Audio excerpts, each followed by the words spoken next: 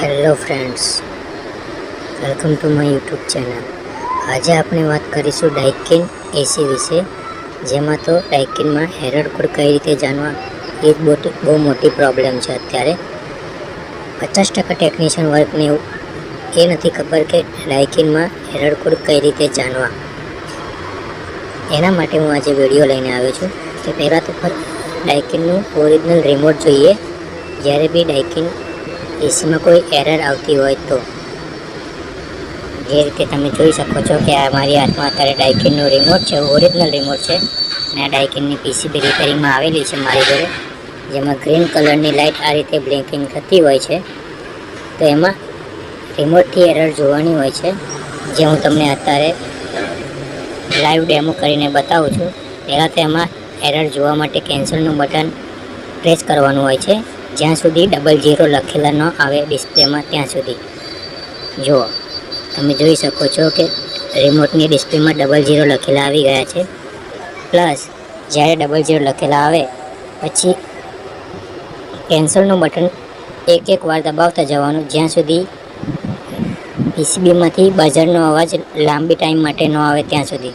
જે રીતે આ વખતે મેં દબાવ્યું તો આમાં U4માં એક જ વાર બીપ વાગી, તે દબાવતા રહેવાનું જ્યાં સુધી લાંબી બીપ ના વાગે ત્યાં સુધી।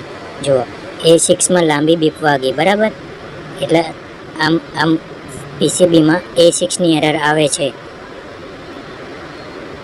જો બાકી બીજી બધી એરરોમાં જો બતાવું તમને તો કોઈ લાંબી બીપ વાગતી નથી, ખાલી A6 લખેલું આવશે એમાં લાંબી બીપ વાગે છે, એટલે એમાં સમજી લેવાનું જેમાં લાંબી બીપ વાગે એમાં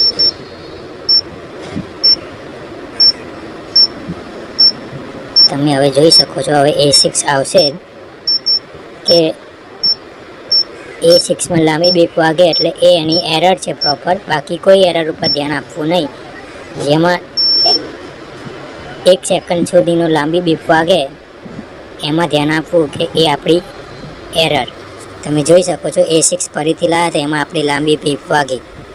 તો હવે આની આપણે એરર કોડ જોવા જઈએ।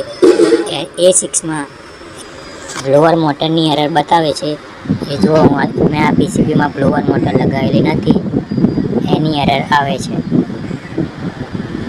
તો આ રીતે ડાઇકિનની એરર કોડ જોવા માટે રિમોટથી તમારે જોવાનું હોય છે, તો એ મેં લાઈવ ડેમો કરીને બતાવ્યો, જે તમે જોઈ શકો છો। પ્લસ આના એરર કોડ પણ હું આ વિડીયોના એન્ડમાં મૂકી દઈશ, જેથી કરીને તમને એરર શોધવામાં બી કોઈ તકલીફ પડશે નહીં। અને આ એરરમાંથી પાછું ટેમ્પરેચર ઉપર લાવવું હોય રિમોટમાં તો પાછું એને કેન્સલનું બટન દબાવી દેવાનું, એટલે ઓટોમેટિક 21, 22, 23 ટેમ્પરેચર ઉપર આવી જશે। જે તમે જોઈ શકો છો કે કેન્સલનું બટન દબાવી રાખ્યું મેં તો 26 લખેલા પાછું નોર્મલ મોડ ઉપર રિમોટ વર્ક કરતું થઈ ગયું, બરાબર। Thank you.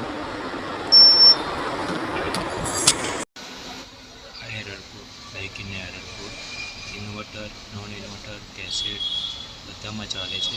અને એરર વિશે વધારે જાણકારી જોઈતી હોય તો આ કોન્ટેક્ટ નંબર ઉપર કોલ કરો। Thank you.